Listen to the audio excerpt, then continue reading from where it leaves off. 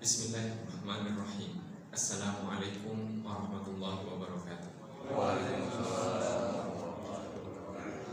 Alhamdulillahirabbil alamin. Nahmadullaha hamdan syakirin, hamdan na'imin, hamdan yuwafi ni'amahu wa yukafi'u mazidah. Ya Rabbana lakal hamdu kama yanbaghi li jalali wajhikal karimi wa 'azimi sultanik.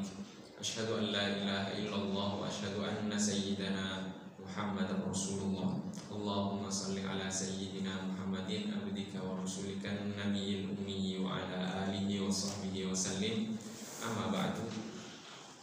Jamaah sidang salat subuh yang dirahmati oleh Allah Subhanahu wa taala, sebelum kita melanjutkan kajian kita tentang hadis-hadis yang dikumpulkan oleh Al-Imam An-Nawawi dalam kitab Arba'in Nawawi, mari kita sama-sama membaca Al-Fatihah. Kita khususkan untuk Al-Imam An-Nawawi, seluruh para guru kita, orang tua kita, dan juga untuk kita semuanya. Kita memohon kepada Allah Subhanahu wa taala, semoga Allah Subhanahu wa taala menganugerahkan kepada kita pemahaman yang lurus, menganugerahkan kepada kita kemampuan untuk mengamalkan ilmu yang telah kita pelajari dan akan kita pelajari. Ala hadhihi wa bi kulli niyatin shalihah wa ila hadratin nabiyil mustafa sallallahu alaihi wa alihi wasallam. Al-Fatihah. A'udzu billahi minasyaitonir rajim. Bismillahirrahmanirrahim. Alhamdulillahi rabbil alamin. Arrahmanir rahim. Maliki yaumiddin. Iyyaka na'budu wa iyyaka nasta'in. Ihdinas siratal mustaqim. Siratal ladzina an'amta 'alaihim ghairil maghdubi 'alaihim waladdallin. Amin.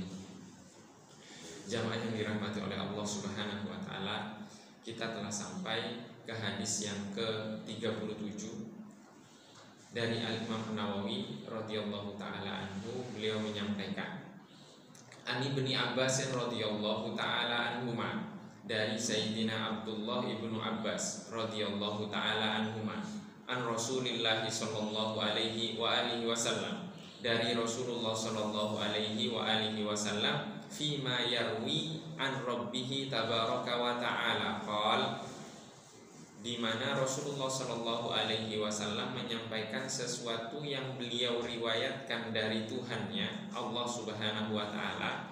Allah berfirman, Innallaha ta'ala katabal hasanati wassayyi'at. Sesungguhnya Allah Subhanahu wa ta'ala menetapkan kebaikan-kebaikan dan keburukan-keburukan. Tsumma bayyana dzalika. Kemudian Allah Subhanahu wa ta'ala menjelaskan hal tersebut. Faman hamma bihasanatin falam ya'malha. Barang siapa memiliki keinginan yang kuat bihasanatin, untuk melakukan amal kebaikan, falam ya'malha, kemudian dia tidak mengamalkannya, tidak melakukannya, katabahallahu indahu hasanatan kamilah. Allah Subhanahu wa ta'ala menuliskan di sisinya satu kebaikan yang sempurna. Wa in hamma biha, dan jika dia memiliki keinginan yang kuat untuk melakukannya, fa'amila biha, kemudian dia mengamalkannya, melakukannya, katabahallahu indahu asyra hasanatin. Allah Subhanahu wa ta'ala menuliskan di sisinya 10 kebaikan, ila sab'ini ati dhi'fin, hingga 700 kali lipat, ila adha'afin kathirah, bahkan hingga kepada kelipatan-kelipatan yang banyak sekali. Wa in hamma bisayyi'atin, dan jika seorang hamba memiliki keinginan untuk melakukan sayyi'ah, keburukan, falam ya'malha, kemudian dia tidak melakukannya, katabahallahu indahu hasanatan kamilah. Allah Subhanahu wa ta'ala menuliskan di sisinya satu kebaikan yang sempurna. Wa in hamma biha fa'amilaha, dan ketika dia ingin melakukan keburukan kemudian melakukannya, katabahallahu sayyi'atan wahidah. Allah Subhanahu wa ta'ala menuliskan sayyi'atan wahidah, satu keburukan saja. Rawahul Bukhari wa Muslimun fi sahihaihima bihadhil hurufi. Diriwayatkan oleh Al-Imam Al-Bukhari dan Imam Muslim di dalam kedua kitab sahihnya dengan huruf-huruf tersebut. Kemudian Al-Imam An-Nawawi mengatakan, "Fanzur ya akhi, maka perhatikanlah wahai saudaraku, waffaqanallahu wa iyyaka ila izami lutfillahi ta'ala." Semoga Allah Subhanahu wa ta'ala memberikan taufik kepada kita dan kepadamu untuk memahami keagungan lutfillah. Lutfillah di sini sifat lembut Allah Subhanahu wa ta'ala. Wa ta'ammal hadhil alfaz, dan perhatikanlah lafaz-lafaz berikut. Wa qauluhu indahu, Allah Subhanahu wa ta'ala mengatakan dalam hadis qudsi tadi, indahu artinya di sisinya. Ini menunjukkan isyaratun, ini adalah sebuah isyarat ilal i'tina'i biha. Allah Subhanahu wa ta'ala memberikan inayah, perhatian kepada hal tersebut. Wa qauluhu kamilah, dan dalam hadis tersebut dikatakan kamilah, hasanatan kamilah, satu kebaikan yang sempurna. Littauqiti wa syiddatil i'tina'i biha, ini menunjukkan untuk penekanan. Wa qala fis sayyi'ati allati hamma biha tsumma tarakaha, dan kemudian Allah Subhanahu wa ta'ala mengatakan kepada perbuatan buruk yang ia ingin kerjakan, seorang hamba ingin kerjakan kemudian dia tinggalkan, Allah mengatakan katabahallahu indahu hasanatan kamilah, Allah menuliskannya di sisinya sebuah kebaikan yang sempurna. Fa'akkada bikamilah, Allah menekankan dengan kata sempurna. Wa in amilaha, dan ketika seorang hamba melakukan perbuatan buruk tersebut, Allah mengatakan kata bahasai'atan wahidah, Allah menuliskannya sebagai perbuatan buruk satu saja. Fa'akkada taklilaha, Allah Subhanahu wa ta'ala menekankan nilai kecilnya, yaitu taklil. Taklil itu mengecilkan, membuatnya menjadi kecil. Dengan kata apa? Biwahidah, yaitu satu perbuatan buruk saja. Walam yu'akkidha bikamilah, dan Allah tidak mengatakannya dengan apa? Dengan perbuatan buruk yang sempurna, tapi satu perbuatan buruk saja. Walillahil hamdi wal minnah, dan segala puji bagi Allah Subhanahu wa ta'ala. Maha suci Allah Subhanahu wa ta'ala yang kita tidak bisa membatasi pujian untuknya. Wabillahi taufik, dan semoga Allah Subhanahu wa ta'ala memberikan taufik. Jamaah yang dirahmati oleh Allah Subhanahu wa ta'ala, di dalam hadis ini Rasulullah Shallallahu alaihi wasallam meriwayatkan dari Allah Subhanahu wa ta'ala. Meriwayatkan dari Allah artinya hadis ini firman dari Allah, akan tetapi lafadznya dari Nabi Muhammad Shallallahu alaihi wasallam. Artinya wahyu Allah itu ada dua, yaitu wahyu yang lafadz dan maknanya dari Allah yaitu Al-Quran, dan ada yang maknanya dari Allah tapi lafadznya dari Nabi Muhammad itu berbentuk hadis. Maka di sini ini hadis, tapi Rasulullah menceritakannya bahwa ini dari Allah, maka disebut dengan hadis qudsi. Dalam hadis ini Allah Subhanahu wa ta'ala menjelaskan bahwa Allah Subhanahu wa ta'ala menetapkan kebaikan-kebaikan dan keburukan-keburukan. Artinya baik dan buruk semuanya sudah ditetapkan oleh Allah Subhanahu wa ta'ala. Kemudian Allah menjelaskan di sini. Kalau kita berikan gambaran umumnya di sini ada beberapa pembagian. Pembagian yang pertama, poin yang pertama adalah Allah Subhanahu wa ta'ala melipat gandakan kebaikan. Melipat gandakan kebaikan. Kebaikan itu dilipat gandakan oleh Allah Subhanahu wa ta'ala. Dilipat gandakan berapa kali? 10 kali sampai 700 sampai tidak terhingga. Kenapa tidak terhingga? Karena para ulama mengatakan ketika Allah Subhanahu wa taala menyebutkan angka-angka yang banyak, itu artinya tidak terbatas. Di dalam Al-Qur'an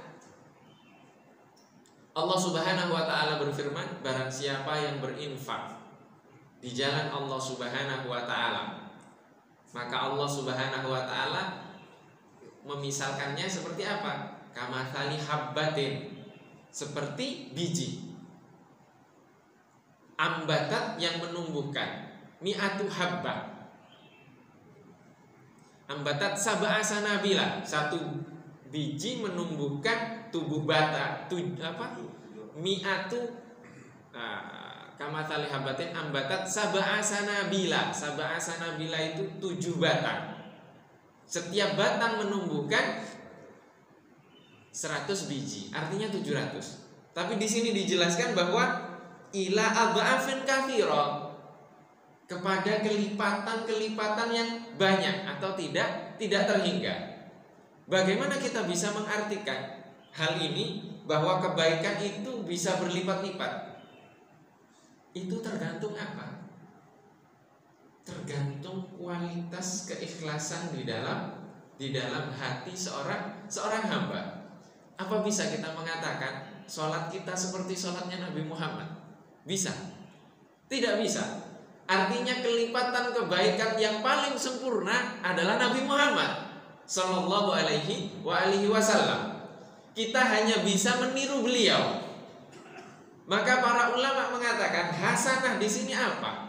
Itu tergantung kualitas lahir dan batin kita. Ada orang mengatakan saya sudah ikhlas, tapi lahirnya tidak sesuai dengan Rasulullah, apa bisa diterima? Tidak bisa diterima.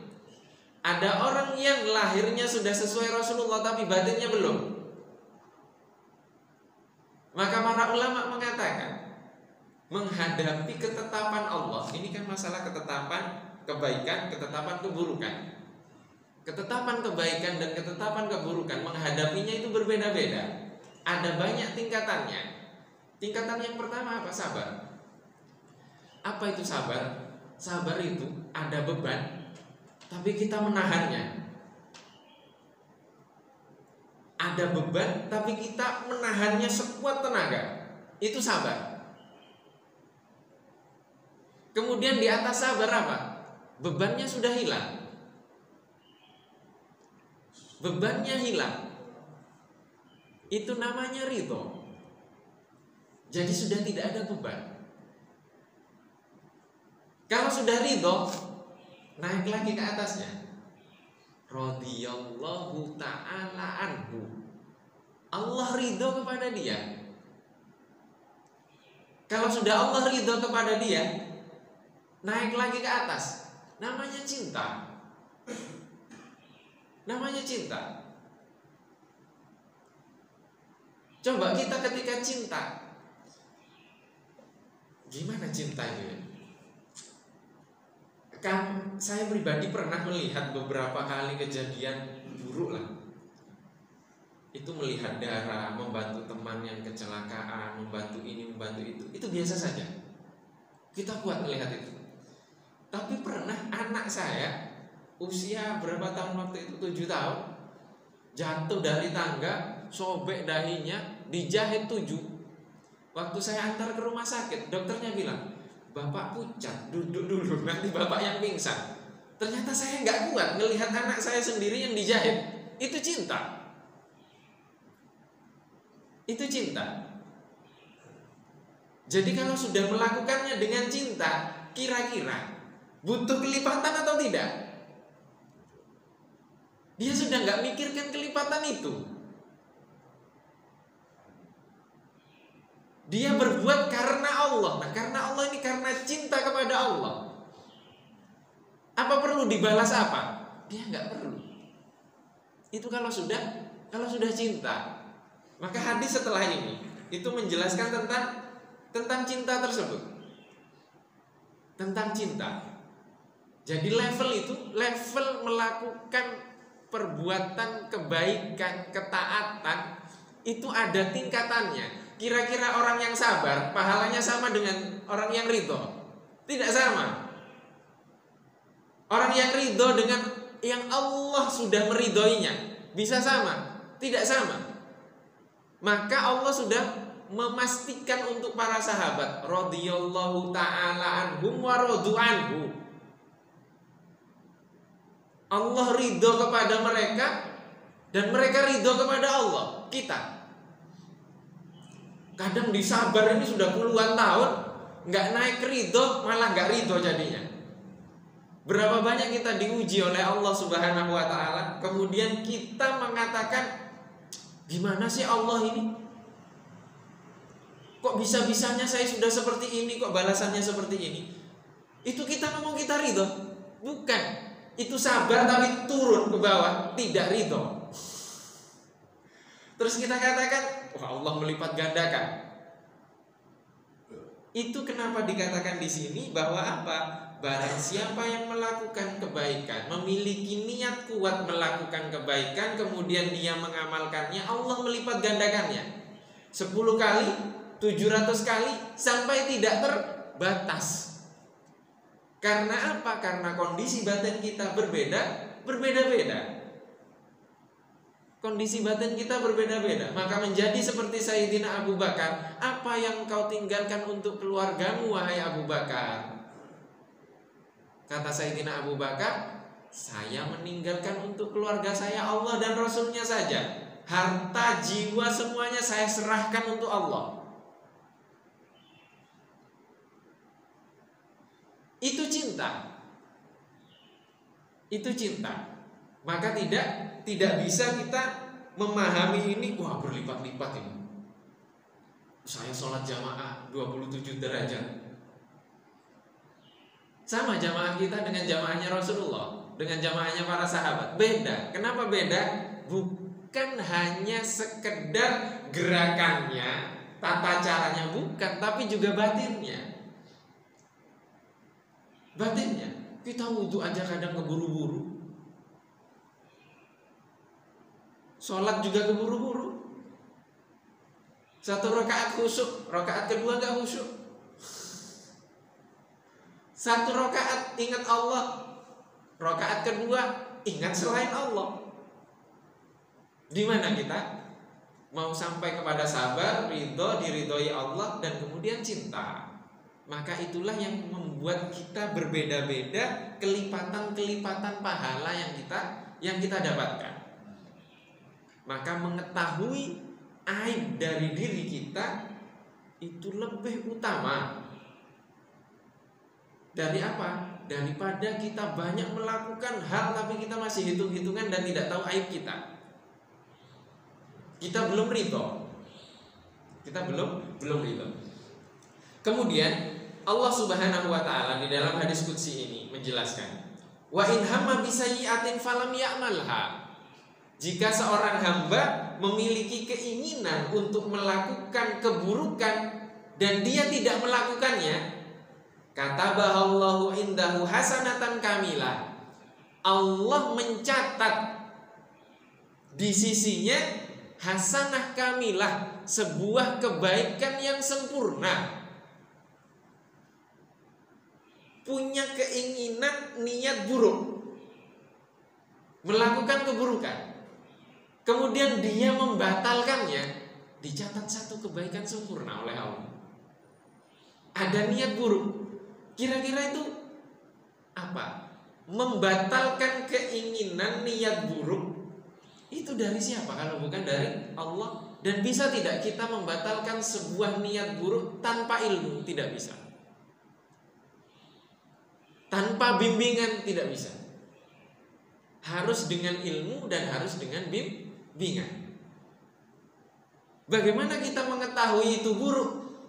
Tanpa ada ilmu, tanpa ada bimbingan, tidak bisa. Tidak bisa. Maka satu-satunya sumber keburukan, Al-Imam Ibnu Athaillah As-Sakandari menjelaskan di dalam hikmahnya tentang sumber keburukan. Aslu kulli maksiatin wa ghaflatin wa syahwatin ar-ridha 'anil nafsi. Kata Al-Imam Ibnu Athaillah, sumber dari setiap kemaksiatan artinya keburukan, wa ghaflatin dan kelalaian, wa syahwatin dan syahwat, ar-ridho anin nafsi, ridho kepada nafsu. Jadi tadi dari sabar ini kan kita menahan sesuatu, beban karena Allah. Tapi ada beban. Lah kalau ridho naik ke atas, itu ridho kepada Allah, tidak ada lagi beban itu. Nah, sumber dari kemaksiatan itu bukan ridho kepada Allah, tapi ridho kepada hawa nafsu. Kata Al-Imam Ibnu Athaillah, wa aslu kulli ta'atin wa yaqadhatin wa iffatin adamur ridho anha. Dan sumber dari seluruh ketaatan, kesadaran, dan kemuliaan adalah tidak adanya keridhaan kepada hawa nafsu. Jadi kita diujinya dengan apa? Dengan nafsu kita oleh Allah Subhanahu wa ta'ala. Maka dikatakan oleh Al-Imam Ibnu Athaillah, wali antashaba jahilan, langsung terjemahnya saja. Dan ketika engkau bersahabat dengan seorang yang jahil, yang bodoh, tapi tidak ridho kepada nafsunya, itu lebih baik bagimu daripada bersahabat dengan orang yang alim tapi ridho kepada nafsunya. Maka terkadang para ulama itu mengatakan bahwa ilmu itu menghijab seorang hamba dari apa? Dari Allah Subhanahu wa ta'ala. Dikatakan orang yang paling terhijab atau sering terhijab dari Allah Subhanahu wa ta'ala, yang pertama adalah ulama. Karena apa? Karena mereka seolah-olah memiliki ilmu. Yang kedua adalah orang yang ahli ibadah. Karena apa? Karena dia merasa orang yang taat kepada Allah dan memiliki nilai ibadahnya. Dan yang ketiga adalah orang yang zuhud, meninggalkan dunia. Karena apa? Karena dia merasa zuhud. Itu kenapa bersahabat dengan orang yang jahil tapi tidak ridho kepada nafsunya itu lebih baik daripada bersahabat dengan orang yang berilmu tapi ridho kepada nafsunya. Maka kemudian dilanjutkan oleh Al-Imam Ibnu Athaillah As-Sakandari, wa ayyu ilmin li alimin yardha an nafsihi. Ilmu apa yang dimiliki oleh orang yang alim sedangkan dia ridho kepada nafsunya? Wa ayyu jahlin li jahilin la yardha an nafsihi. Dan kejahilan apa yang dimiliki oleh orang yang jahil tapi dia tidak ridho kepada nafsunya? Artinya yang jahil itulah yang alim itulah yang jahil. Karena apa? Karena ridho kepada nafsunya. Maka di dalam hadis ini, keinginan untuk melakukan keburukan itu berasal dari nafsu. Kemudian membatalkan keinginannya untuk melakukan keburukan itu karena apa? Karena melawan hawa nafsu. Maka Allah mencatatnya sebagai sebuah kebaikan yang sempurna. Dan ketika dia kalah dengan nafsunya dan dia melakukan keburukan itu, maka Allah mengatakan, saya catat satu keburukan saja. Ini bentuk al-lutfu, kata Al-Imam An-Nawawi. Maka dikatakan di sini, fanzur ya akhi, perhatikan wahai saudaraku, semoga Allah Subhanahu wa ta'ala memberikan taufik kepada kita dan kepadamu atas apa? Atas idhami lutfillah, agungnya sifat al-lutf, lembut Allah Subhanahu wa ta'ala. Jamaah yang dirahmati oleh Allah Subhanahu wa ta'ala, ada wirid namanya wirid latif, al-latif. Para ulama ketika sudah sampai kepada derajat-derajat tertentu, naik kepada ridho, diridhoi, cinta, itu para ulama tidak ingin merubah takdir. Tidak ingin merubah takdir. Karena Kalau kita kan selama ini, ya Allah sekarang ya Allah tolonglah ganti dengan yang B, gantilah dengan yang C, gantilah dengan yang D. Pengennya terus keinginan kita itu dipenuhi oleh Allah. Tapi para ulama ketika sudah sampai ke derajat tertentu, mereka tidak ingin merubah takdir. Apa yang mereka minta? Doa mereka, zikir mereka namanya wirid latif. Allahumma ya latif, wahai Allah yang maha lembut, nas'aluka al-lutfa, kami memohon kelembutanmu, fima jarat bihil maqadir, di dalam ketetapan-ketetapan yang kau takdirkan. Sehingga yang berat dengan kelembutan Allah kita merasa ringan atau sama sekali tidak terbebani.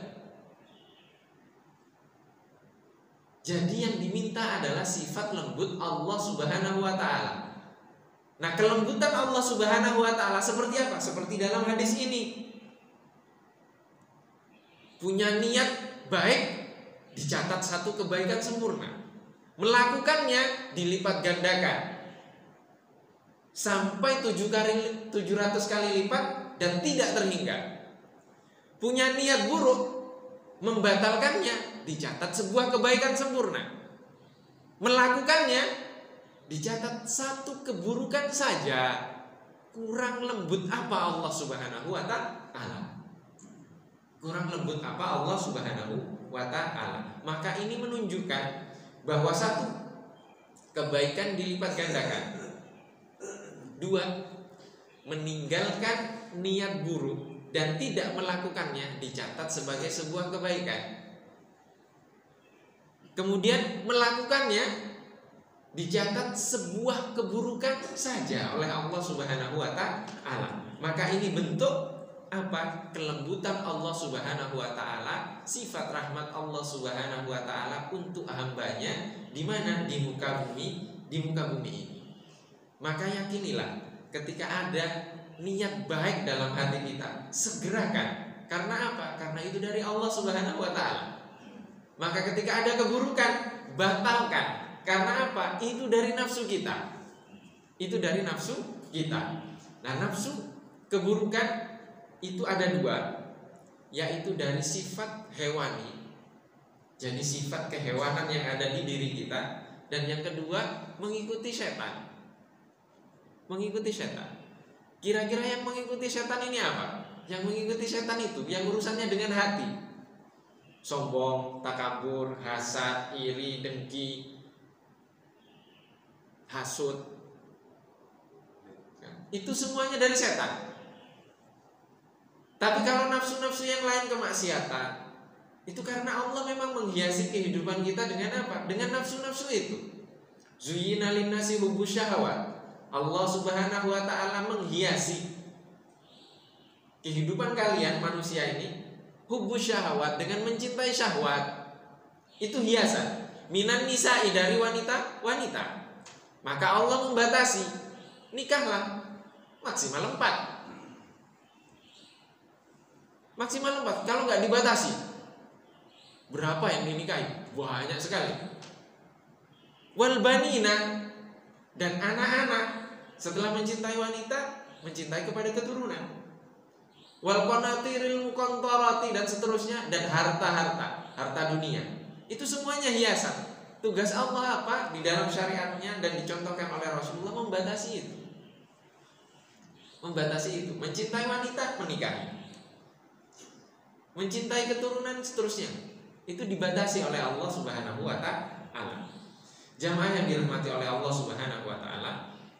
Kemudian hadis yang ke-38 dari Sayyidina Abu Hurairah radhiyallahu taala anhu, beliau berkata, Rasulullah sallallahu alaihi wasallam bersabda, "Innallaha ta'ala qala", sesungguhnya Allah Subhanahu wa ta'ala berfirman, hadis qudsi lagi, "Man adali waliyan", barang siapa memusuhi liwaliyan, wali-waliku, faqad adzantuhu bil harbi, maka aku izinkan untuknya bil harbi, untuk diperangi. Wa ma taqarraba ilayya 'abdi bi syai'in ahabba ilayya mimma aftaradtu alaihi. Dan tidaklah seorang hamba mendekat kepadaku bisyai'in dengan sesuatu, ahabba ilayya itu lebih aku cintai, mimma aftaradtu alaihi daripada dia mendekat kepadaku atas sesuatu yang aku wajibkan. Wa ma yazalu 'abdi yataqarrabu ilayya bin nawafili hatta uhibbahu. Dan akan tetap ada hamba-Ku yang mendekat kepadaku dengan an-nawafil, sesuatu yang disunnah-sunnahkan, hatta uhibbahu, hingga aku mencintainya. Fa idza ahbabtuhu, dan jika aku telah mencintainya, kuntu sam'ahu alladhi yasma'u bihi, aku akan menjadi pendengarannya yang ia mendengar dengannya. Wa basarahu alladhi yubsiru bihi, dan aku menjadi penglihatannya yang ia melihat dengannya. Dan aku wa yadahu allati yabtishu biha, dan aku menjadi tangannya yang ia menyentuh dengannya. Dan aku menjadi kakinya yang ia berjalan dengannya. Wa in sa'alani, dan ketika dia memohon kepadaku, a'taituhu, niscaya aku akan memberinya. Wala in ista'adzani la u'idzannahu, dan ketika ia memohon perlindungan dariku, niscaya aku akan melindunginya. Rawahu al-Bukhari, diriwayatkan oleh al-Imam al-Bukhari. Jamaah yang dirahmati oleh Allah Subhanahu wa taala. Di dalam hadis ini menjelaskan, pertama, barang siapa yang memusuhi wali Allah, maka Allah mengizinkan untuk memeranginya. Nah, wali Allah itu siapa? Wali Allah itu siapa? Wali Allah itu hamba-hamba pilihan Allah, yang taat kepada Allah, yang tunduk kepada Allah. Maka wali yang masyhur, bahkan di setiap acara itu di Indonesia pasti membacakan Al-Fatihah untuk wali ini. Siapa? Syekh Abdul Qadir Al-Jilani. Coba kita lihat. Syekh Muhammad Fadil Al-Jilani, ini cucu beliau, cicit beliau yang ke-24, guru kami. Beliau banyak sekali ketika kunjungan kemana-mana di Indonesia ditanya, apa karomahnya? Setiap kali ditanya seperti itu, beliau menceritakan kisah Syekh Abdul Qadir ini, yaitu kakek beliau, buyut beliau, moyang beliau. Pernah Syekh Abdul Qadir Al-Jilani ditanya oleh muridnya yang belasan tahun ikut dengan beliau, ditanya, saya belasan tahun ikut denganmu, tapi saya tidak melihat karomahmu. Dijawab oleh Syekh Abdul Qadir Al-Jilani, kamu pernah melihat aku meninggalkan kewajiban yang Allah wajibkan kepadaku? Dijawab, tidak pernah. Pernah kamu melihatku melakukan maksiat? Tidak pernah. Pernah kamu melihatku meninggalkan sunnah-sunnahnya Rasulullah? Tidak pernah. Kemudian Syekh Abdul Qadir mengatakan, ada tidak karomah yang lebih besar dari itu? Jadi karomah itu taat kepada Allah, tidak bermaksiat kepada Allah, mengikuti sunnahnya Rasulullah. Itu karomah. Kalau ada orang seperti itu sudah wali. Syekh Abdul Qadir itu mengajar di Baghdad, itu muridnya ribuan. Dan tidak hanya orang Islam saja, tapi non Muslim juga. Mengajar tidak hanya mengajar ilmu agama, juga ilmu umum. Itu Syekh Abdul Qadir Al-Jilani yang masyhur itu. Itu Syekh Abdul Qadir Al-Jilani. Bagaimana sahabat dulu? Bagaimana sahabat dulu? Maka memusuhi orang-orang yang seperti itu, hamba-hamba pilihan Allah, maka diizinkan untuk diperangi. Siapa yang memerangi? Nanti akan kita jelaskan. Dan tidaklah seorang hamba mendekat kepadaku dengan sesuatu, itu lebih aku cintai daripada dia hanya melakukan yang aku wajibkan. Artinya ketika Allah Subhanahu wa ta'ala memberikan kemampuan kepada kita, misalkan istiqomah sholat duha, itu artinya kita mendekat kepada Allah dengan sholat duha. Jangan ditinggalkan. Allah memberikan keistiqomahan kepada kita untuk melakukan sholat witir sebelum tidur. Karena kalau tidur nggak bangun lagi, bangunnya subuh atau setelah subuh. Maka istiqomahkan itu. Itu cara kita mendekat kepada Allah dan itu taufik dari Allah. Ketika Allah memberikan kemampuan kepada kita untuk melakukan ketaatan-ketaatan yang lainnya, misalkan sebelum tidur baca 1-2 ayat, 1-2 surat, istiqomahkan itu karena itu cara Allah mendekatkan kita kepadanya dengan sesuatu yang sunnah, bukan sesuatu yang wajib. Ingat, ada seorang badui datang ke Rasulullah. Dikisahkan dalam hadis, badui itu rambutnya kotor, penuh debu. Datang kepada Rasulullah. Rasulullah, apa yang Allah wajibkan untukku dari sholat? Sholat 5 waktu, selebihnya sunnah. Ditanya lagi, apa yang Allah wajibkan untukku dari puasa? Puasa Ramadan, selebihnya sunnah. Apa yang Allah wajibkan untukku dari zakat? Dijelaskan oleh Rasulullah yang wajib, kemudian dijelaskan yang sunnah, artinya sedekah. Dan selanjutnya, kemudian badui tadi mengatakan, demi Allah yang mengutusmu wahai Rasulullah, aku tidak akan meninggalkan satupun yang wajib, tapi aku tidak akan menambah dari yang wajib itu. Kata Rasulullah apa? Kepada sahabat yang ada di samping Rasulullah, demi Allah, seandainya dia jujur dan melaksanakannya, dia akan selamat. Selamat artinya selamat di akhirat. Kira-kira badui tadi mencukupkan dengan yang wajib di surganya kelak, sama tidak dengan Sayyidina Abu Bakar? Tidak sama. Tidak sama. Karena semakin menambah ketaatan dengan sesuatu yang sunnah, itu semakin mendekat kepada Allah. Dan kata Allah apa? Ketika dia mendekat, seorang hamba mendekat dengan sesuatu yang sunnah-sunnah, hatta uhibbahu, hingga aku mencintainya. Fa idza ahbabtuhu, dan ketika aku mencintainya, maka aku akan menjadi pendengarannya yang ia mendengar dengannya. Artinya apa? Dia mendengar seakan-akan melihat Allah. Artinya apa? Yang didengar itu dari Allah. Kita gak pernah melakukan sunnah, yang wajib ketinggalan, kemudian mimpi dengan sesuatu, terus dia artikan itu seolah-olah dari Allah. Bagaimana dia tahu dari Allah sedangkan dia gak taat kepada Allah? Tidak bisa. Pendengaran, penglihatan, aku akan menjadi penglihatannya yang ia melihat dengannya. Gak pernah taat kepada Allah Subhanahu wa ta'ala, mimpi seolah-olah mimpi itu dari Allah. Oh, ini dari Allah. Dia tidak tahu dari Allah, dari setan. Karena apa? Karena dia tidak taat kepada Allah, tidak mendekat kepada Allah. Tapi kalau dia mendekat, maka penglihatannya itu dari Allah. Tangannya yang ia menyentuh dari Allah, kakinya yang ia berjalan dari Allah, dari petunjuk Allah Subhanahu wa ta'ala. Nah, itu wali. Itu wali seperti itu.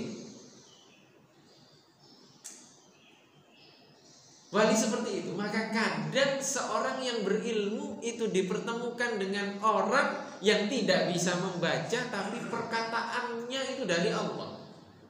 Berapa banyak seperti itu? Coba Nabi Musa diminta belajar kepada Nabi Khidir. Kita terkadang hanya keterpautan usia yang berbeda, kita tidak mau menerima ilmu Allah.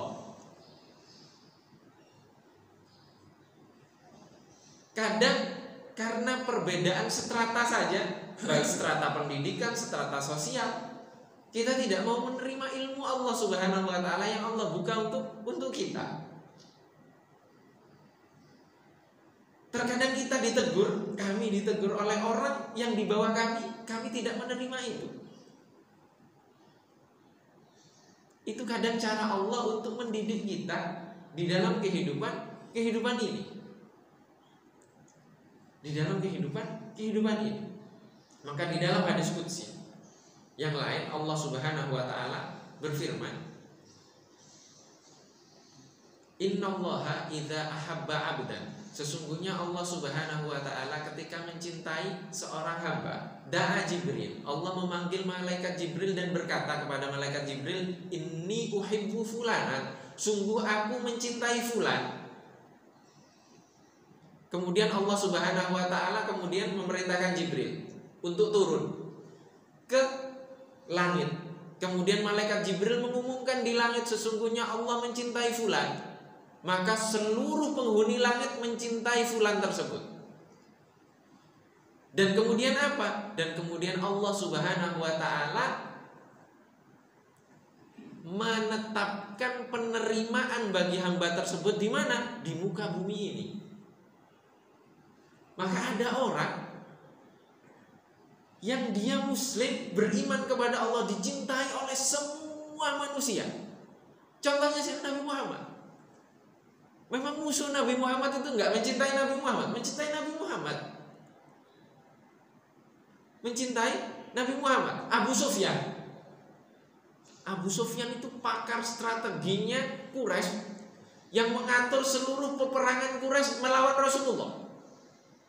Ketika berdagang ke Syam, ke Syria, kemudian ke Romawi, itu menemui pemimpin Romawi namanya Heraklius. Ditanya tentang Nabi Muhammad, itu sebelum Abu Sufyan beriman. Dia tidak bisa berdusta bahwa dia takjub kepada Nabi Muhammad. Dari kecil sampai beliau menjadi nabi, tidak bisa berdusta menjelek-jelekkan Nabi Muhammad di depan Heraklius, tidak bisa. Karena dia takjub kepada Nabi Muhammad bisa sehebat itu. Artinya Nabi Muhammad itu dicintai kawan dan lawan. Sampai sekarang berapa banyak non-muslim yang menuliskan buku tentang Nabi Muhammad, bahkan mencatat Nabi Muhammad sebagai orang terhebat di dunia ini, sekalipun tidak beriman mereka. Itu apa artinya? Siapa yang membuat orang tersebut menerima Nabi Muhammad? Allah Subhanahu wa ta'ala. Maka ketika Allah mencintai kita, nggak usah mikir, Pak, tetangga itu suka sama kita atau tidak. Nanti Allah yang membuat dia suka ke kita. Jangan kita yang berusaha. Biar Allah yang berusaha, Allah yang menciptakan sebabnya. Yang penting kita mendekat kepada Allah dan Allah mencintai kita. Nah, ini levelnya cinta. Ya, ini levelnya cinta, bukan sabar. Bukan ridho lagi, tapi sudah cinta. Cinta kepada Allah. Maka Allah Subhanahu wa ta'ala berfirman, ini sebagai penutup, "Qul," katakanlah wahai Rasulullah sallallahu alaihi wasallam, di dalam ini di awal surat Al-Imran. "Qul," katakanlah wahai Rasulullah, "in kuntum tuhibbunallaha," jika kalian mencintai Allah Subhanahu wa taala, "fattabi'uni," maka ikutilah aku. Jadi mencintai Allah itu, kata Allah, jika kalian mencintai Allah, maka ikutilah aku, ikutilah Nabi Muhammad. Yuhibbukumullah. Niscaya Allah, niscaya itu kalau bahasa kita, Allah otomatis mencintai kalian. Wa yaghfir lakum dzunubakum, dan mengampuni dosa-dosa kalian. Jadi kalau ingin dicintai Allah, caranya cuma satu, mengikuti Nabi Muhammad. Tapi mengikuti Nabi Muhammad bukan yang zahir saja, tapi juga batinnya. Hatinya seperti hatinya Nabi Muhammad sallallahu alaihi wasallam. Dan semoga Allah Subhanahu wa taala menganugerahkan kepada kita kemampuan untuk terus mengikuti Nabi Muhammad sallallahu alaihi wasallam zahiran wa batina. Allahumma amin. Ini yang dapat kita kaji pada kesempatan kali ini. Jika mungkin ada yang ingin ditanyakan atau didiskusikan, dipersilakan.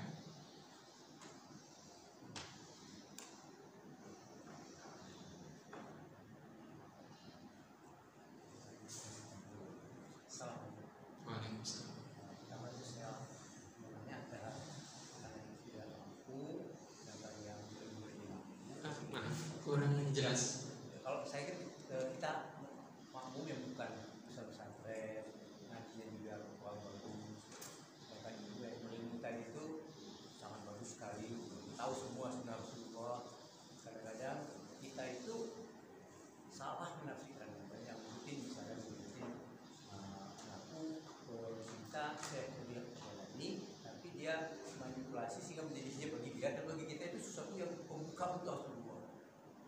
Karena Allah menilai kita apabila kita pertama cuek, kedua tingkatan dalam mendapatkan ridho Allah, kedua ridho, dan ketiga cinta. Karena kita nggak tahu gitu. Ada yang mengatakan bahwa begini kamu harus mengamalkan begini banyak sekali. Sedangkan kita misalnya Allahumma fil arwah, Allahumma fil Rabbi kulli wa Rabbi kulli wali ada juga ada yang mengatakan minar sebagai itu. Jadi kadang-kadang kita tuh lama banyak sehingga bilang saya yang ini aja lah, yang lain saya cuek. Penting saya itu bagiannya cinta. Bagaimana itu membedakan yang mana yang benar daripada Habib-Habib atau daripada ulama-ulama tersebut? Baik. Assalamualaikum. Waalaikumsalam warahmatullahi wabarakatuh. Bagaimana kita melewati tingkatan-tingkatan tersebut dan bagaimana kita mengetahui mana yang benar, mana yang salah? Pertama, ada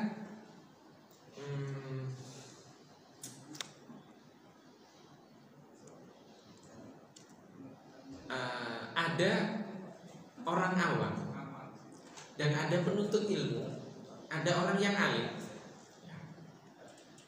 Ketika orang awam itu harus mengikuti siapa? Mengikuti gurunya. Orang awam itu mengikuti gurunya. Ketika gurunya salah, saya duduk di sini diminta untuk menyampaikan.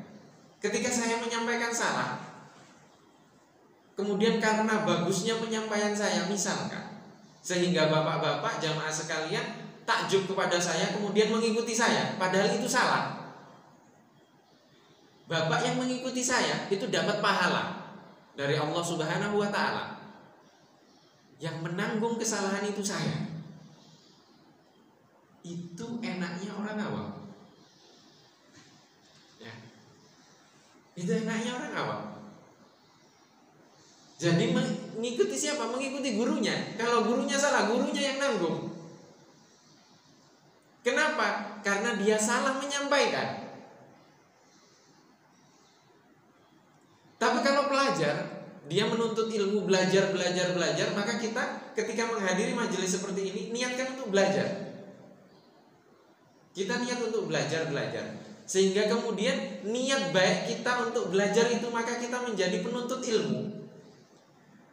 Nah, penuntut ilmu ini ketika dipertemukan dengan beberapa perbedaan, dia akan berpikir.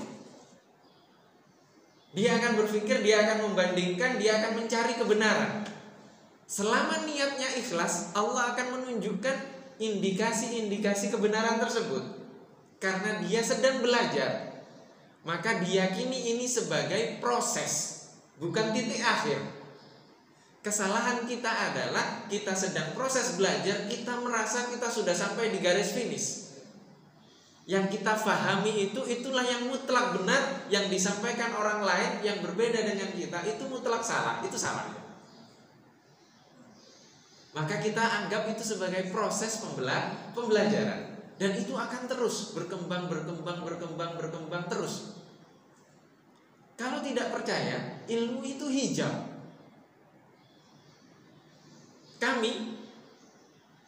Saya dan beberapa teman, ketika khatam Al-Quran, dapat ijazah dari guru, diberikan lisensi untuk mengajar dan memberikan ijazah. Setelah khatam itu bukan berarti sholat saya khusyuk, tidak.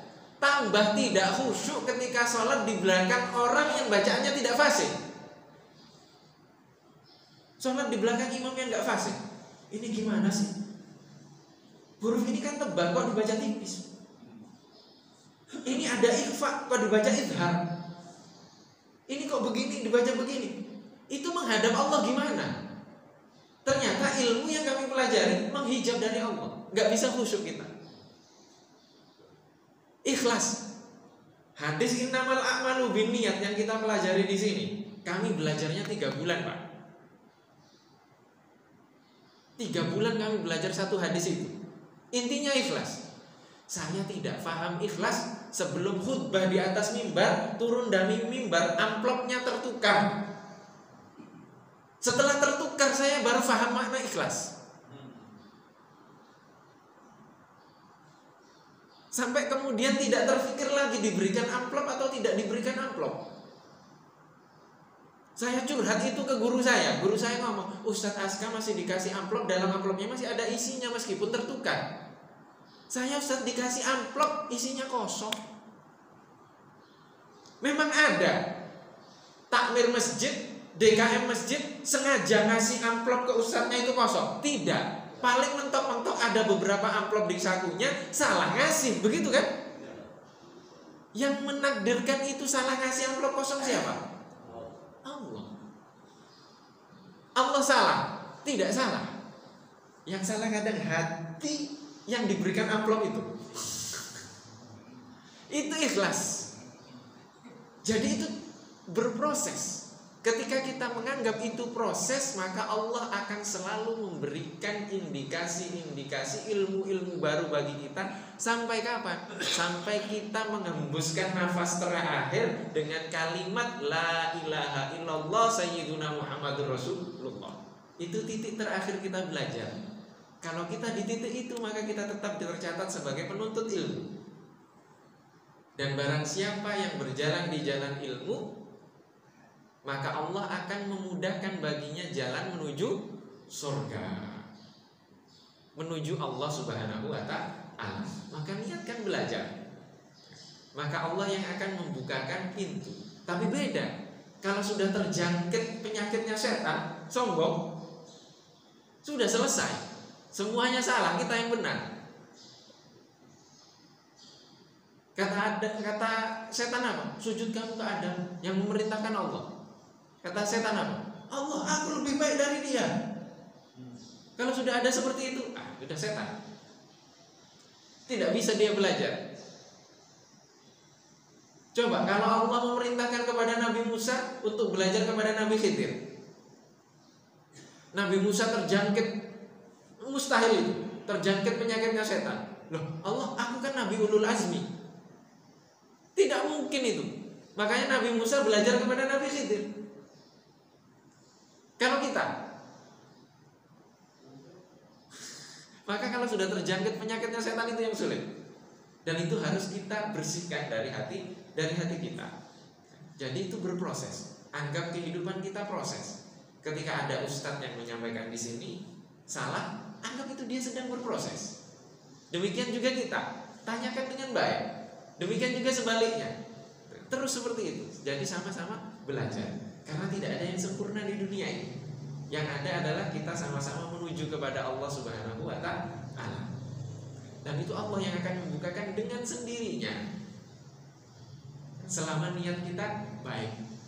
Selama niat kita baik dan lillahi ta'ala dalam menuntut ilmu.